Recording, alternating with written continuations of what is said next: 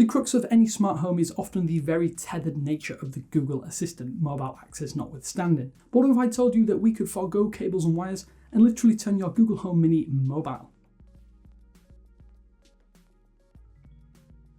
Hey there, Damien here again for 9to5 Google, and welcome to our Google Home Essential series, where we help you make the most of your Google-powered smart home. And this fine-looking little product is the Kiwi Design battery base, which in essence turns your Google Home Mini into a proper portable power speaker without you needing a wall outlet. So firstly, let's address one issue right away. Yes, you can technically do this already with a power bank and micro USB cable, but the net result isn't quite as neat, tidy, or easy to recommend.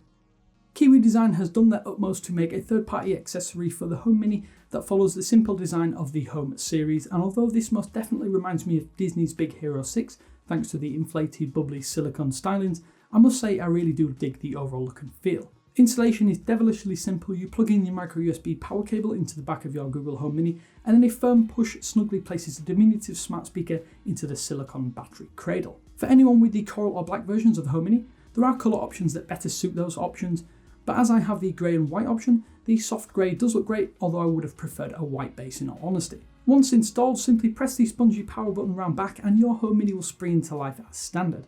Expect a massive difference though in both size and weight, as the Kiwi battery base really does add some heft. I'd estimate that it doubles the overall weight. It is chunky too, but I wouldn't say in a bad looking manner. At this point, it's worth noting that if you are still in the location where you originally connected your device to Wi-Fi, it will be plain sailing and connect automatically. Elsewhere, you'll need to go through the setup process via the Google Home app yet again. When powered on, the front placed LEDs mimic the mostly hidden LEDs atop the home and give you an indication of the remaining battery life. There's also that Kiwi Design logo just above for some aesthetic purposes. Battery life itself is actually really decent. The 7800 mAh battery has managed around about 7 hours of continuous playback through YouTube Music at full volume before I stopped playing. That left one LED lit, meaning it still had a little bit more to give. That is the only problem though with LED power indicators. It's still difficult to work out what one lit LED relates to in terms of overall battery life. When sat idle though, the battery manages around about 12 to 14 hours before eventually requiring a top up. Charging such a big battery pack takes a little while, at around 5 hours from dead to full in my experiences. It does charge though via the same micro USB cable, which is a nice touch. So how does this portability benefit the Google Home then? Well, it allows you to essentially extend your Google Assistant functionality beyond the convention and regular placing in your home. Being able to put the speaker almost anywhere, if only for a short period of time, is absolutely excellent in practice, especially in the garden for instance. Although we already knew that the audio wasn't perfect, it's more than passable and would be a great companion for those with children and want to have the home read them bedtime stories for instance.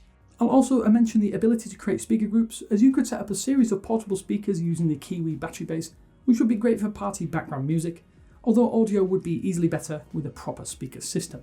As a travel companion though, I think the Kiwi Design battery base would be excellent for anyone that wants to simply turn their already existing speaker into a portable one.